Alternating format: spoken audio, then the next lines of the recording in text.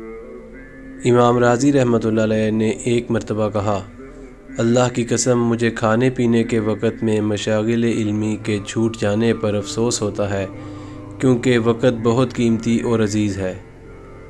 بڑے لوگوں کی زندگیاں ہمیں یہ بات یاد دلاتی ہیں کہ ہم بھی اپنی زندگی کو روشن بنا سکتے ہیں، اور دنیا سے جاتے وقت ہم بھی اپنے پیچھے وقت کی ریت پر اپنے قدموں کے نشان چھوڑ سکتے ہیں۔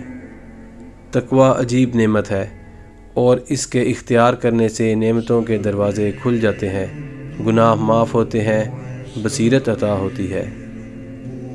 افسوس ہے اس پر جس کی زبان تو عالم ہو لیکن دل جاہل ہو۔ حضرت غلام حبیب رحمۃ اللہ علیہ فرمایا کرتے تھے کہ ہر اس چیز کو چھوڑ دینا جس کے اختیار کرنے سے تعلق باللہ میں فرق آئے، اسے تقویٰ کہتے ہیں۔ ایک صحابی ابو ریحانہ رضی اللہ تعالیٰ عنہ کا مشہور واقعہ ہے کہ ابو ریحانہ بہت عرصہ جہاد میں رہے، بالآخر گھر آئے، عشاء کا وقت تھا، بیوی سے بات ہوئی، ملاقات ہوئی تو فرمانے لگے کہ میں 2 رکعت پڑھ لوں، پھر آپس میں مل بیٹھیں گے، وقت گزاریں گے۔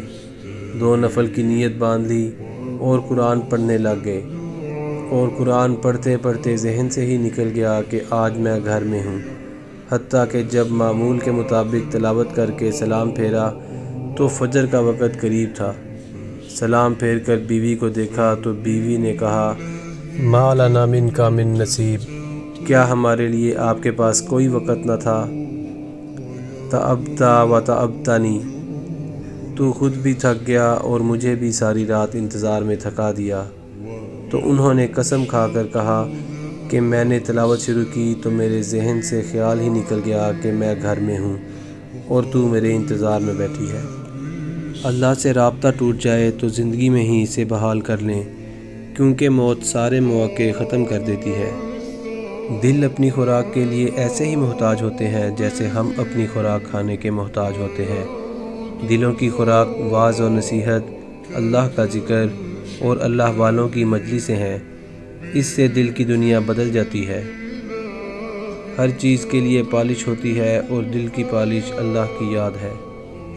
رسول اللہ صلی اللہ علیہ وآلہ وسلم نے ارشاد فرمایا، انسان گناہ کرتا ہے تو اس کے دل پر ایک داغ لگا دیا جاتا ہے، پھر گناہ کرتا ہے تو پھر ایک داغ لگا دیا جاتا ہے، پھر گناہ کرتا ہے تو پھر داغ لگا دیا جاتا ہے، اسی طرح داغ لگتے رہتے ہیں تو ایک وقت ایسا آتا ہے کہ دل بالکل سیاہ ہو جاتا ہے، حتیٰ کہ اللہ تعالیٰ اس کے دل پر مہر لگا دیتے ہیں، پھر یہ انسان نیکی کی طرف متوجہ نہیں ہوتا۔